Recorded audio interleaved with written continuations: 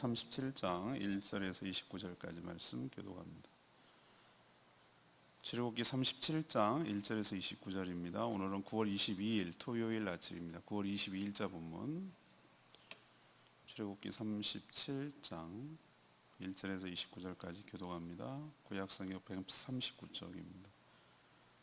부살렐이 조각목으로 궤를 만들었으니 길이가 두 규빗 반, 너비가 한 규빗 반, 높이가 한 규빗 반이며 순금으로 안팎을 싸고 위쪽 가장자리로 돌아가며 금태를 만들었으며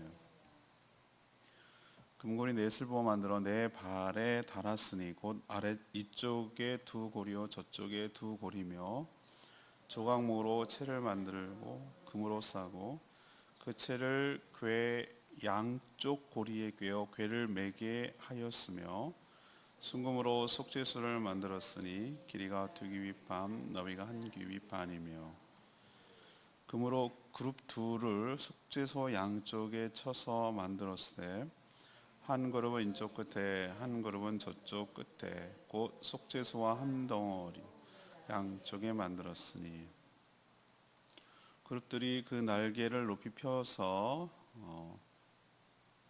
그 날개로 속죄소를 덮었으며 그 얼굴은 서로 대하여 속죄소를 향하였더라. 조각목으로 상을 만들었어. 길이가 두 규빗, 너비가 한 규빗, 높이가 한 규빗 반이며 순금으로 싸고 위쪽 가장자리에 돌아가며 금태를 둘렀으며 그 주위에 손바닥 넓이만한 턱을 만들고 그 턱 주위에 금으로 때를 만들었고 상을 위하여 금고리 넷을 부어 만들어 네 발위 곧 네 모퉁이에 달았으니 그 고리가 턱 곁에 있어서 상을 매는 채를 꿰게 하였습니다.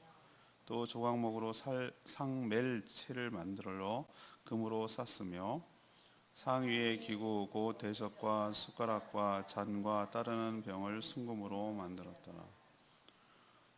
그가 또 순금으로 등잔대를 만들되 그것을 쳐서 만들었으니 그 밑판과 줄기와 잔과 꽃받침과 꽃이 그것과 한 동이가 되었고 가지 여섯이 그 곁에서 나왔으니 곧 등잔대의 세 가지는 저쪽으로 나왔고 등잔대의 세 가지는 이쪽으로 나왔으며 이쪽 가지에 살구꽃 형상의 잔색과 꽃받침과 꽃이 있고 저쪽 가지에 살구꽃 형상과 잔색과 꽃받침과 꽃이 있어 등잔대에서 나온 가지 여섯이 그러하며 등잔대 줄기에서 살구꽃 형상의 잔네과 꽃받침과 꽃이 있고 등잔대에서 나온 가지 여섯을 위하여는 꽃받침이 있게 하였으되 두 가지 아래에 한 꽃받침이 있어 줄기와 연결하였고 또 두 가지 아래에 한 꽃받침이 있어 줄기와 연결하였고 또다시 두 가지 아래에 한 꽃받침이 있어 줄기와 연결되게 하였으니 이 꽃받침과 가지들을 줄기와 연결하여 전부를 순금으로 쳐서 만들었으며 등잔 일곱과 그 불 집게와 불똥 그릇을 순금으로 만들었으니 등잔대와 그 모든 기구는 순금 한 달란트로 만들었더라. 그가 또 조각목으로 분향할 제단을 만들었으니 길이가 한 규빗이요 너비도 한 규빗이라 네모가 반듯하고 높이는 두 규빗이며 그 뿔들이 제단과 연결되었으며 제단 상면과 전후 좌우면과 그 뿔을 순금으로 싸고 주위에 금태를 둘러 그때 아래 양쪽에 금고리 둘을 만들었을 때 곧 그 양쪽에 만들어 제단을 매는 채를 꿰게 하였으며 조각목으로 그 채를 만들어 금을 삶으며 거룩한 관유와 향품을 정결한 향을 만들었을 때 향을 만드는 법대로 하였더라. 아멘. 오늘은 그 전에 24장부터 31장까지 쭉 그 성막의 설계도를 설명한 적이 있죠. 그것을 실제로 이제 만드는 작업을 만드는 모습을 묘사하고 있는 내용이에요. 지난번에도 한번 얘기를 드렸지만 이게 왜 이렇게 중요한데요? 라고 생각할 수 있어요. 이제 출애굽기에서 다루는 것에 거의 절반, 설계도 설명, 시공 설명 하면 거의 절반에 가까울 정도로 그렇게 엄청나게 다루는 데는 다 이유가 있을 것이다. 아니 그러면 설계도 했으면 설계대로 지었더라 이러면 끝 이렇게 하면 될 텐데 설계대로 하고 또 반복을 해서 또 그것을 어떻게 만들었는지를 보는 이유가 뭘까? 또 설명하겠지만 설계대로 지었는지를 확인하는 거예요. 설계대로 시공을 했는지에 대해서. 그래서 오늘부터 다음 주 초반까지는 성막 내부의 전체적으로 지금 설명하는데 오늘은 특별히 성막 내부에 들어갈 이 성물, 그러니까 성구에 대해서 지금 설명한 것이죠. 대표적인 것이 먼저 지성소에 들어갈 언약궤, 그리고 그 언약궤를 덮는 속죄소, 이게 핵심이라고 그랬죠. 여기서 용서되고 하나님 임재하는 장소라고 했습니다. 또 성소에는 정면에는 분향단, 바라볼 때 지성소를 바랐을 때 정면에는 분향단, 우측에는 떡상, 좌측에는 이렇게 등잔대가 놓여 있어요.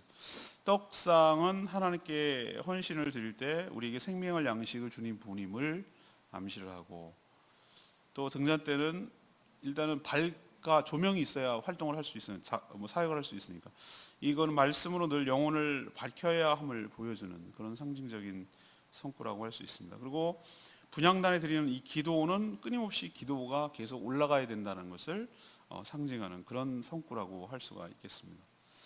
자, 오늘 질문은 당연하죠. 이 성물, 여기 지금 묘사하고 있는 이 성물은 무엇을 의미합니까? 라는 내용이 오늘의 질문이 되겠습니다.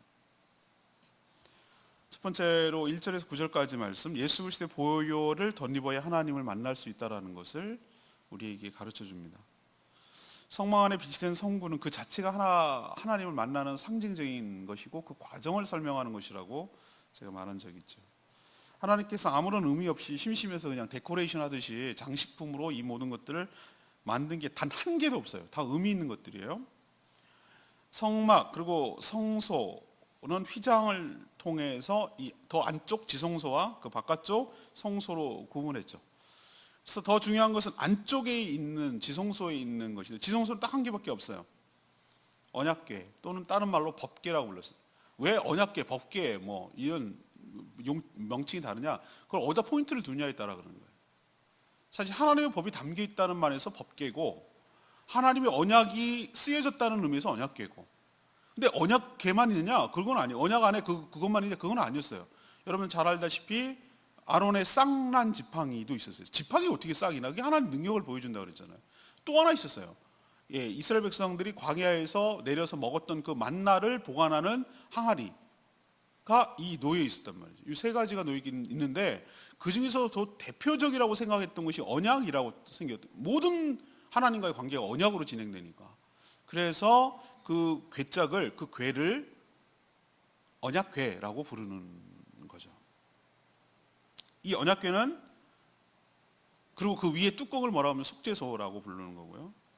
언약궤는 당연히 이 조각목으로 만들었는데 안과 밖으로 뭘 쌌다고 그랬죠? 금을 쳐서 이렇게 얇게 펴가지고 그것을 쌌어요. 그러니까 금괴짝처럼 번쩍번쩍하겠죠. 그 안에는 아까 말한 대로 십계명을 새긴 돌판, 아론의 쌍난 지팡이, 만나를 담은 항아리가 있고, 만나는 뭘 상징한다고 그랬죠? 하나님의 능력과 책임. 지팡이는 하나님의 능력과 권위. 죽은 지팡이에서 싹이 나니까. 만나는 하나님께 너희들의 삶을 책임진다는 어떤 책임, 이런 것들을 보여주고, 십계명은 당연히 하나님과 맺은 언약을 상징하는 것이죠. 그런데 이거보다 훨씬 더 중요한 기능을 하는 것이 오히려 우리가 생각할 때는 그 본체가 중요할 것 같은데 위에 덮는 뚜껑이 중요해요. 뚜껑. 요거는 좀 희한해요. 언약궤보다 언약궤랑 뚜껑이랑 같이 있는 거긴 하지만 덮어 있어야 되니까 그 뚜껑을 특별히 속죄소라고 불렀어요. 우리 뚜껑 이렇게 안 불러요. 우리는 보면은 대체적으로 어떻습니까? 우유 뚜껑, 병 뚜껑 하면은 뚜껑보다 안에 그것이 훨씬 더 중요한데 어떤 면에서 이것도 중요하지만 속죄소라는 이 뚜껑이 굉장히 중요한 역할을 하는 거예요. 왜 중요하냐? 이 뚜껑을 뭘로 만들었는가? 금으로 만들었는데 뚜껑을 금을 쳐서 만들었는데 특징이 어떻게 되냐면은 양쪽 끝 밑에서 두드려서 이어가지고 두드려서 만들어가지고 만들었는데 그룹은 천사를 그룹이라고 그래요. 걸그룹 하는 그런 그룹이 아니고 천사를 그룹이라고 그래요. 근데 날개를 쫙 폈어요. 덮는다는 거죠. 덮는 거. 이게 다 저는 상징한다고 봐요. 하나님이 보호한다는 의미, 덮는다는 의미, 죄를 덮는다는 의미가 있어요. 근데 쳐다보는 것은 내려다보고 있는 거예요. 말씀에 입각해서 언약을 지키는지를 보는 거예요. 너희들의 삶이 언약을 지키는지 보고 판단하는 거예요. 근데 하나님께서 어디에 머물겠다고 스스로 말씀하시냐면 이 그룹 두 천사 사이에 있겠다고 그랬어요. 그러니까 우리는 뚜껑에 있는 건 줄 아래쪽에 있는 거라고 생각하는데 그게 아니고 하나님이 특정 부분을 지정하셨어요. 천사와 천사 두 그룹 사이에 있겠다. 그 공간 사이에. 그 조그마한 공간이거든요. 하나님 뭘 어디 계신들 그게 뭐 다 어디나 계시지. 그렇지만 특별히 이스라엘 백성들을 위해서 거기에 있다고 그랬으니까 이 밑에보다 이 뚜껑이 훨씬 더 중요하게 느껴지는 것이.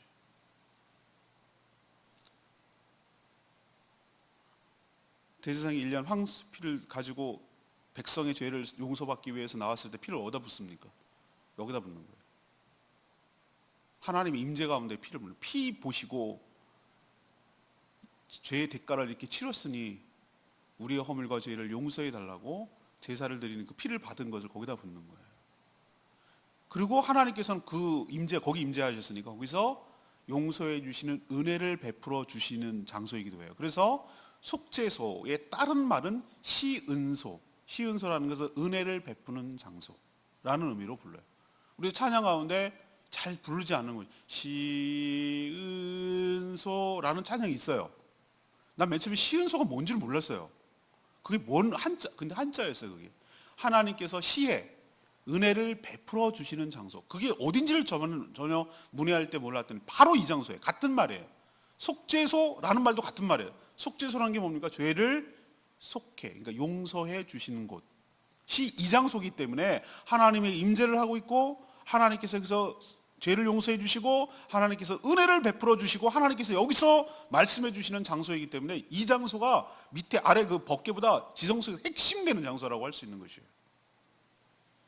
자, 여기서 우리에게 뭘 가르쳐 줍니까? 첫 번째로 우리도 그냥 없던 걸로 쳐줘가 안 되는 거예요. 하나님 그럴 수가 없는 거예요. 우리는 그냥 그러면 좋을 것 같아요. 근데 하나님은 그게 안 되고 하나님 정확하셔야 돼요. 하나님은 공의의 하나님이고 사랑의 하나님 두 가지가 있기 때문에 두 가지 속성이 다 만족시켜 드려야 되는 것이에요.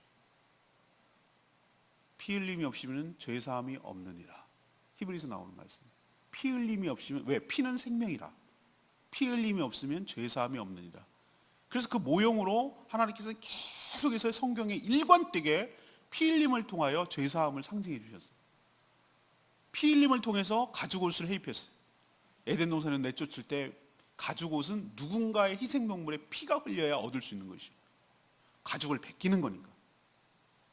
모두 다 전부 다 연결되는 거 보면은 그 생명이 누군가가 죽어야 그 죄값이 용서된다는 것이에요.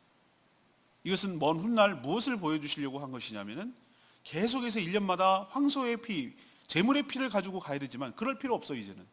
그거는 동물이잖아. 사람의 피, 그것도 죄가 있는 사람이면 자기로 때문에 죽어야 되기 때문에 죄 없는 그러나 사람인 이 두 가지를 충족시키는 예수 그리스도의 피, 그 보혈. 그래서 보혈이 그냥 피가 아니라 보배로운 피. 그래서 보혈이라고 부르는 거예요.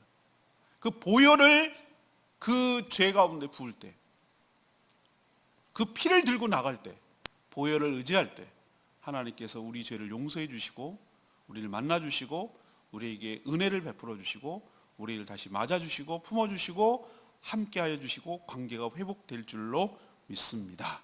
이거를 속죄소는 분명하게 보여줘요. 어딜 쳐다보고 있다고 그랬죠? 선사들이 말씀대로 살고 있나? 이렇게 보는 거예요. 그 얘기는 하나님이 우리 삶을 말씀대로 살고 있는지를 본다는 거예요. 우리 다 걸리는 거예요. 거기서 다 걸려 죽어야 되지만 예수님 때문에 산다는 것을 우리에게 보여주고 있는 것이. 우리도 하나님 앞에 나아갈 때 우리는 정말로 너무 간편해. 너무 쉬워가지고 너무 은혜를 낭비하는 경우가 너무 많다는 생각을 전 들었어요. 너무나 쉽게 이 사람들이 하나님을 만나기 위해서 얼마나 많은 복잡한 과정과 얼마나 많은 두려움 속에서 나가는데 우리는 와, 이거 너무 쉬우니까 너무 가벼운 줄 알아요. 우리도 하나님 앞에 나아가는 것이 얼마나 큰 특권인데 어떻게 두려움 없이 나갈 수 있는가? 딱 한 가지밖에 없어요. 그리스도의 보혈이에요. 그 보혈로 우리가 용서를 받는 거니까 우리가 하나님 앞에 나갈 때 그리스도의 보혈을 의지해서 그 보혈을 덮어주시고 덧입혀주시고 그 의로움을 덧입고 하나님 보좌에 나가 하나님과의 관계를 회복하며 그 영광과 은혜를 받아 누리게 되기를 소망합니다. 두 번째는 10절에서 24절까지 말씀이에요. 하나님이 생명의 원천이고 우리는 말씀으로 깨어 있어야 한다는 것을 보여주는 거예요. 좌우측에 있는 떡상 등잔대는 성소에서 서로 마주보고 있죠. 우측에 좌측에 이렇게. 우측에는 떡상은 떡이 놓여 있어요. 이미 다 설계될 때 제가 설명을 드렸어요.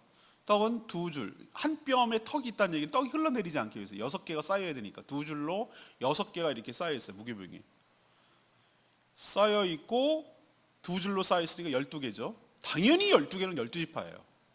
12지파. 그러니까 한 지파마다 하나님 앞에 뭘 한다는 얘기예요. 온전히 드린다는 의미가 있죠. 그리고 안식일마다 제사장이 들어가서 뭘 해야 돼요? 바꿔야 돼요. 새 떡으로 바꿔야 되는 거예요. 하나님께서 한 주간 단위로 쉬시고 한 주간 동안의 너의 삶을 책임져 주신다는 그런 의미가 있고 한 주간 동안 내가 하나님께 온전히 나의 생명과도 같은 떡을 드린다는 의미도 있고 떡은 사람이 먹어야 하는 양식을 상징해요. 어떻게 밥을 안 먹고 살겠어요? 그죠? 목구멍에 포도청이라 뭐 이런 표현도 있잖아요. 우리가 먹어야 돼요. 떡을 먹고 살아야 돼요. 우리는 육신이 있는 존재이기 때문에 그래요. 우리도 옛날에는 요즘은 먹을 것이 너무 흔해가 너무 많이 먹어서 문제지만 전에는 정말로 먹을 것이 귀할 때는 자기가 먹을 것도 없는데 먹을 것을 드린다라는 것은 큰 결단이 아니고 희생 아니고는 힘들었어요. 근데 이 광야에서 끊임없이 매주마다 12개 떡을 만들어서 하나님께 올려드린다. 이건 뭘 의미하는 거죠? 피가도 같은, 내 생명과도 같은, 내가 먹어야 사는 것을 내가 먹지 않고 그걸 떡을 만들어서 하나님께 온전히 뭐 한다는 거예요? 나의 생명과도 같은 생명을 하나님 앞에 온전히 헌신하는 의미가 있는 거예요. 떡을 드린다는 의미는. 이해되시죠? 하나님께 그것도 12지파가 각각 다 하나님께 온 백성이 하나님께 헌신한다는 의미가 있어요. 근데 또 하나님 입장에서는 예배가 그런 거예요. 예배라는 것이 독특하게 우리의 드림과 하나님의 베품이 만나는 접점이 바로 예배 시간이거든요. 하나님께 우리가 드리는 요소가 있어요. 우리의 기도를 드리고 우리의 시간을 드리고 우리의 몸을 드리고 우리의 물질을 드리고 우리의 몸을 드리고 동시에 우리가 일주일 동안 살아온 거룩한 삶은 하나님께 제물로 드려서 하나님께 올려드리는 어떤 그런 것이 있고 헌신의 의미가 있고 또 하나님께서는 우리에게 뭘 베풀어 주십니까? 하나님 말씀을 통해서 베풀어 주시고 축복을 통해서 베풀어 주시고 기억납니까? 그런 두 가지가 접점이 있어서 하나님과 우리가 만남의 시간이 있고 그 만남을 통하여 우리의 삶이 풍요롭게 되고 그 영광과 은혜를 누리게 되는 시간이 바로 예배 시간이란 말이에요. 그래서 우리 찬양을 드리고 우리 기도를 드리고 우리 물질의 봉헌을 드리고 이렇게 올라가는 거예요. 하나님께. 이게 떡의 개념이에요. 떡이 하나님께 놓고 하나님께 올려드리는 개념. 근데 이거는 동시에 어떤 의미가 있는가? 하나님께서 너희들의 삶을 이렇게 드려도 이렇게 떡을 만들어 갖고 드려도 너희들의 먹고 사는 문제, 이 떡의 문제를 내가 해결해 줄게 라는 하나님의 책임의식이 담겨 있는 것이에요. 그리고 진정한 생명의 떡은 하늘로부터 내려온다라는 것을 우리에게 보여주고 있는 상징적인 것이 떡상이에요. 사람이 떡으로만 살 수 없으며 하나님의 말씀으로 살아야 될 줄로 압니다. 하나님의 말씀이 진정한 생명의 양식임을 우리에게 깨닫게 하여 주는 줄로 압니다. 또한 하나님은 당신을 섬기는 종의 삶을 책임져 주신다는 의미이기도 합니다. 이 떡은 제사장만 먹을 수가 있었어요. 물론 다윗이 쫓겨가다가 이것을 주기도 했습니다만 눕 땅에 가서 쫓겨가서 이걸 줬어요. 먹었어요. 근데 하나님 뭐라고 하지 않았어요. 생명이 죽게 생겼는데 제사장 먹는다는 그 율법을 넘어서는 거예요. 생명을 주신다는 의미가 강해요. 하나님 굉장히 예배 어떤 거는 엄격하게 다루고 불을 갖다가 다른 불로 막 붙였다가 죽는 경우도 있었어요. 근데 다윗처럼 그 제사장이 먹을 수 있는 떡을 먹었는데도 뭐라 하지 않았어요. 어떨 때 하나님 굉장히 유두리 있게 예외를 많이 두시는 것 같기도 하고 어떨 때 굉장히 엄격하기도 하고 그래요. 아무튼 이것은 제사장만이 먹는 규정이 있어요. 그 얘기는 뭐냐면 하나님을 섬기고 백성을 섬기는 자의 삶을 하나님께서 뭐 한다? 책임져 주신다 라는 것을 상징적으로 또 보여줘요. 그러니까 이것이 갖는 함이, 이것이 갖는 상징이 어마어마해요. 하나하나 따져놓고 보면. 또 등잔대 얘기합니다. 등잔대는 당연히 불을 밝혀 어둠을 물러가게 하는 것이죠. 어둠이 뭡니까? 빛의 부재예요. 어둠이 짙어지면 불이 없어집니까? 빛이 없어집니까? 아니잖아요. 빛이 조금만 있으면 어둠은 물러갑니다. 빛이 없는 것을 어둠이라고 하는 거예요. 하나님 말씀으로 우리의 영혼이 깨어 있어야 함을 뜻합니다. 빛이 비춰지지 않으면 소경과 다름이 없어요. 우리도 더듬더듬거려요. 칠흑 같은 어둠이라고 말하잖아요. 우리도 똑같아요. 시편 119편에 쭉 하나님의 말씀은 이라고 여러 가지 하나님의 말씀에 대해서 설명하는 게 긴 시편이 119편이에요. 거기 보면 뭐라고 나와 있냐면은 하나님의 말씀은 내 발의 빛이요 내 발의 등이요 내 발의 빛이니이다. 만약에 등잔대에 불이 안 켜져 있으면은 깜깜한 실내가 밀폐되어 있는 성막에 들어갔을 때 제사장이 어떻게 밤에 사역을 할 수가 있겠어요? 제사장이 해야 될 중요한 일 중에 하나가, 일과 중에 하나가 밤에 이 등잔불을 계속 유지하는 거, 동시에 향을 꺼뜨리지 않도록 계속 유지하는 거, 그리고 기도하는 거. 이게 제사장이 불침범 쓰듯이 밤새 계속 돌아가면서 제사장이 할 일이었어요. 그러니까 한 번도 하나님께 드리는, 하나님이 항상 깨어있는 분이기 때문에 항상 하나님과 교제하고 하나님과의 기도 관계는 꺼지면 안 된다는 것을 상징적으로 보여주기 위하여 향은 계속 타들어가야 되고 관리해야 되는 거예요. 꺼지면 안 되는 거예요. 그거는 제사장 직무유기고 큰일 나는 거예요. 그러기 위해서는 등잔불도 기름이 떨어지거나 7개 가지가 이렇게 있는데 이게 하나라도 사라지면 안 되니까 계속 불도 활피고 기름도 되고 이게 뭐 꺼질 요소가 없나 뭐가 있나 다 이렇게 살펴야 되는 거예요. 군대 있을 때 밤새 누군가 불침번을 서야 되는 거예요. 그래야 밤새 누가 아픈 사람 없나 외부에 침입자가 없나 뭐 이런 여러 가지 것들을 깨워서 누군가는 지켜봐야 되기 때문에 이것은 말씀으로 우리의 영혼이 깨어있어야 함을 뜻합니다. 우리도 말씀과 기도라는 경건의 생활이 약해지는 순간 제가 뭘 염려하냐면은 당장은 문제가 없어 보여요. 그냥 관성적으로 하던 습관이 있어가지고 요즘 몇 걸음 가면 몇 걸음 가면 이거 할 수 있어요. 그렇지만 계속 그런 상태로 살아가면은 점점 하기 싫어지고 무지해지고 보지 못하고 실족하게 되는 거, 시험 드는 것이. 저는 목회를 지금까지 쭉 봐왔잖아요. 94년도 목사 연수 받고 지금까지 하니까 다음 10월 1일 날 우리 박종호 목사님 40주년 사역 40주년 그 기념 예배를 드린다고 오라고 그러는 거야. 우리 중창단 거기 가서 특송해야 되는데 40주년? 그래서 했어요. 내가 가만히 생각해 몇 년이지 나는? 아내한테 물어보면 당신 25주년이야 올해가. 목사 안수 받은 것만. 그럼 남 15년 있으면 40주년이야? 맞대요. 갈 길이 멀구나. 남들은 15년밖에 안 남아서 이렇게 생각하지만 1년이 10년 같아. 1년이 10년. 근데 멀지 않았다는 생각이 드니까 그럼 이거 뜨끔하는 거예요. 이렇게 하면 은퇴하는 거구나. 이런 생각이 드는 거예요. 제가 쭉 지켜본 결과 경건 생활이 소홀한 사람들이 반드시 시험 들더라고요. 예외가 없더라고요. 왜 그런가 내가 생각을 해봤더니 왜 그러게 뭘 왜 그래. 상식적이지. 당연히 영안이 어두워지는 거예요. 빛의 부재가 어둠이라고 내가 말씀드렸어요. 말씀으로 성령의 조명을 받아서 나의 삶을 늘 비추고 내가 지금 잘 살고 있나? 내 생각은 지금 무슨 생각을 하고 있지? 내가 요즘 뭐에 관심이 있지? 내가 요즘 뭐에 빠져 있지? 내가 요즘 어디에다가 투자를 하고 있지? 나의 시간과 물질과 뭐에 온통 폭 빠져가지고 관심을 갖고 있지? 이거를 나는 나를 몰라. 난 거기에 폭 박혀 있으니까. 그러나 객관적인 말씀이 나를 조명을 해줘야 되는 거예요. 그래서 너의 실체, 너의 좌표, 네가 지금 어디를 향해 가고 있고 네가 지금 어디에 처해 있는지에 대해서 이거를 봐야 되는 거예요. 보지 않으면은 자기가 잘하는 줄 알고 착각 속에 살다가 자기 잘하긴 뭘 잘해. 떠듬떠듬거리고 살고 있구만. 그래서 실족하고 시험 들고 빠져나가는 거예요. 수없이 봤어요, 저는. 수없이 봤기 때문에 이렇게 자신 있게 말하는 이유예요. 우리의 영혼의 등잔대에 불을 항상 켜 있어야 될 줄로 믿습니다. 그래서 우리의 영혼이 늘 깨어 경성해야 되는 것이고 늘 말씀으로 비출 때 우리의 영혼이 실족하지 아니하고 바르게 살아가게 될 줄로 믿습니다. 세 번째는 25절에서 29절까지 말씀, 하나님 앞에 올리는 기도가 끊이질 않고 계속되어야 된다는 것을 우리에게 보여주는 거예요. 성소 전면, 그리고 지성소 안 언약궤와 막을 사이로 마주보고 있는 것이 뭡니까?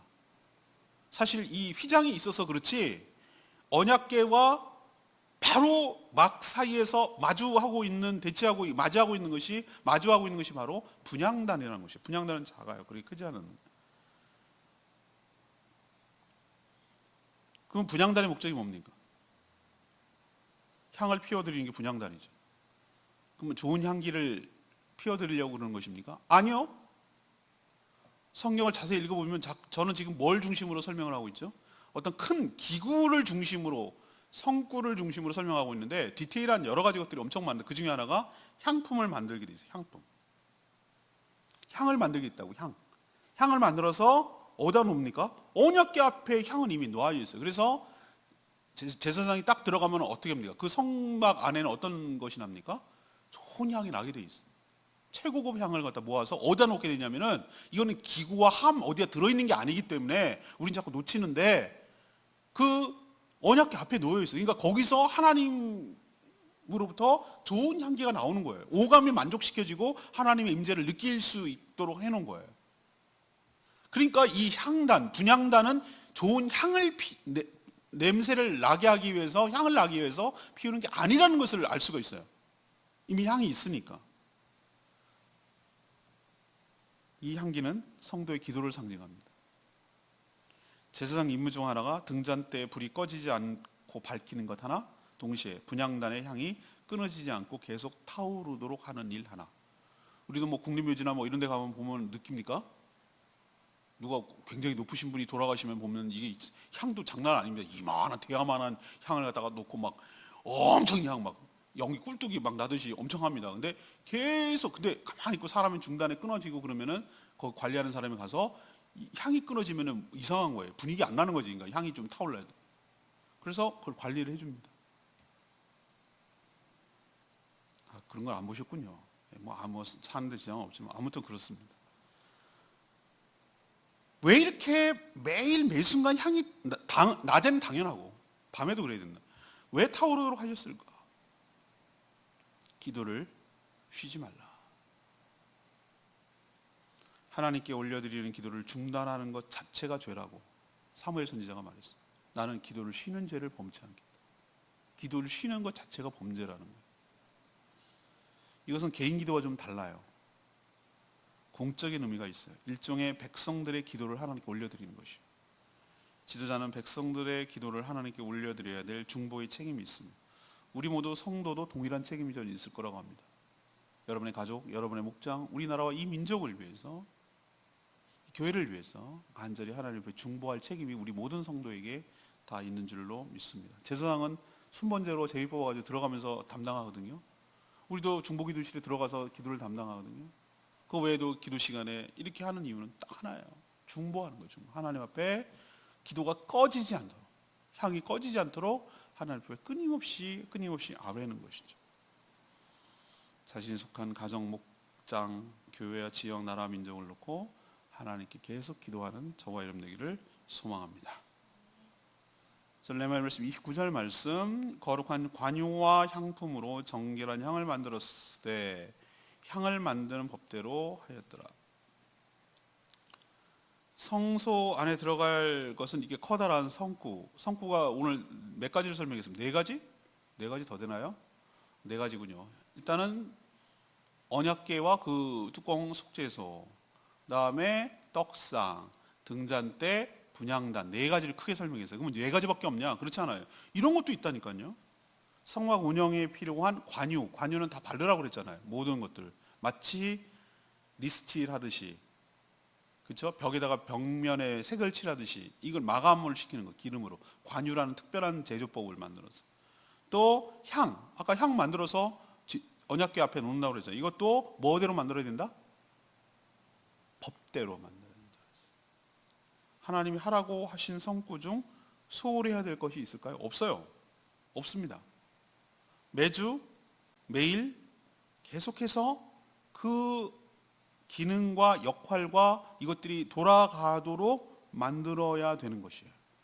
끊임없이 하나님께 드리는 헌신과 받은 은혜, 말씀과 성령을 통한 조명, 그리고 끊이지 않는 기도, 그리스도의 보혈을 통한 사죄의 은총, 이것들이 한 번도 중단되지 아니하고 계속해서 돌아갈 때 우리가 귀찮아 이번 좀 쉬어 이런 게 아니라 끊임없이 돌아가야, 그래야 하나님을 만나고 하나님을 예배하고 하나님의 임재 가운데 들어갈 수 있음을 우리에게 가르쳐주고 있는 줄로 믿습니다.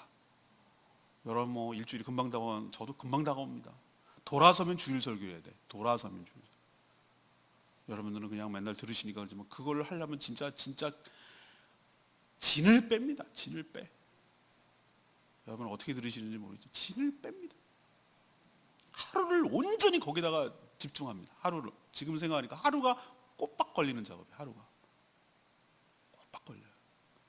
정말 끙끙거리고 어떨 때는 막 답답해가지고 뭐가 이렇게 탁 안 터져가지고 그 답답함에 막 냉수를 벌컥벌컥 마셨다가 너무 안 떠올라가지고 빙빙 교회를 한번 돌았다가 또 멍 때리고 가만히 차 마시면서 생각을 해봤다가 뭐 별 그 쌩 난리를 쳐서, 표현이 뭐합니다만, 그리고 끙끙 거려가지고 그거를 만들어내는 거예요. 어떨 때 마음에 안 들어가지고 다시 지웠다가 엎었다가 뭐 이런 것도 있었어요. 이거 언제까지 해야 되지? 아까 얘기했잖아요. 앞으로 한참 남았어요. 내가 보니까 그걸 매주 해야 돼요. 하기 싫다고 안 할 수가 있는 게 아니에요. 매주 해야 돼요. 그러나 이걸 생각이 났어요. 이것도 매주, 매일, 매 순간 돌아가야 돼요. 이거는 당연히 하나님과 생각할 때 책무예요. 쉴 수가 없어요. 중단할 수가 없는 거예요. 어느 하나 소홀할 수가 없는 거예요. 떡상은 떡상대로, 분향대는 분향대로, 등잔대는 등잔대대로, 속죄소에 피를 붓는 것은 그것대로 계속 돌아가야 돼요. 향을 피운 대로 계속 돌아가요. 우리도 이 성실하게 이 온전한 사명을 잘 감당하는 저와 여러분 되기를 소망합니다. 오늘 제가 성구를 중심으로 얘기했어요. 이 성물 중에서 거룩한 물건이라는 뜻이에요. 성구는 거룩한 기구, 가구 뭐 이런 것을 성구라고 제가 성의 성구사 뭐 이렇게 뭐 교회 용품 파는 거가 그 회사 이름이 그래요. 성구라고 부르기도 하고 거룩한 기구, 성물이라고도 하고. 첫 번째는 이거 이제 제가 왜 크기가 몇 큐빅 이거 왜 설명 안 하는 줄 아세요? 설계도 때 얘기했잖아요. 근데 거기에 우리는 매몰되지 말고 이게 거기에 하지 말고 그 기능과 의미를 우리는 찾자 이거지. 그리스도 보혈 덧입어야 하나님께 나아가게 될 줄로 믿습니다. 피를 뿌리고 거기에 속죄가 되고 그래야 은혜, 시은소가 되는 것이. 두 번째는 떡상, 하나님의 생명의 원천이고 우리가 온전히 헌신을 드려야 될 분이고 말씀으로 우리의 영혼이 깨어있고 불이 밝혀야 우리가 실족하지 않고 살게 될 줄로 믿습니다. 마지막은 분향단, 우리의 기도, 향이 끊이지 않고 꺼지지 않고 하나님께 올라갈 때 우리와 우리 공동체와 우리 민족이 살 길이 열릴 줄로 믿습니다. 오늘 이 말씀 붙들고 기도하기 전에 453장 부르고 기도하겠습니다. 찬양집 453장.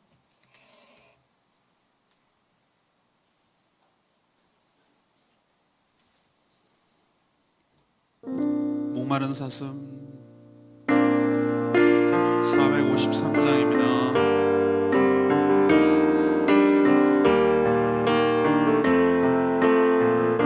목마른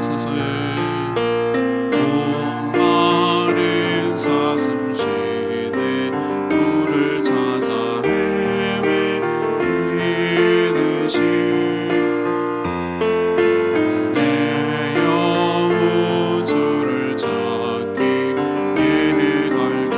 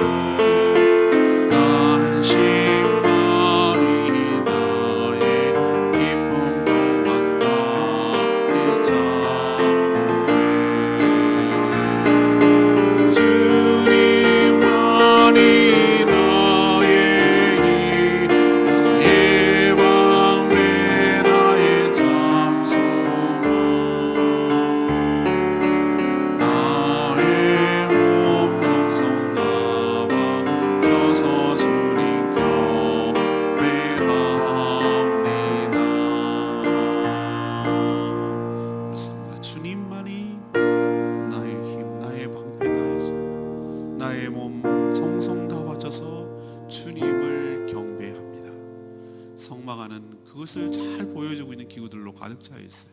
주님의 은혜, 주님의 은총, 주님의 임재, 주님의 축복을 받기 위한 여러 장치들로, 의미들로 가득 차 있어요. 우리도 그 의미를 살려서 깨어 기도하며 깨어 그리스도의 보혈을 의지하며 나가는 복된 인생 되게 해달라고, 주님을 만나는 거룩한 교회 되게 해달라고 다 같이 주여 외치며 기도합니다. 주의 아버지, 목마름 사슴시는 물을 찾아 헤매이듯이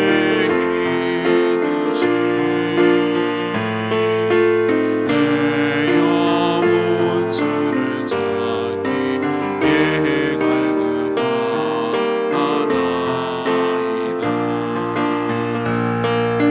주님만이 나의 일, 나의 방패, 나의 장소만, 나의 몸 정성 나와서서 주님 경배합니다.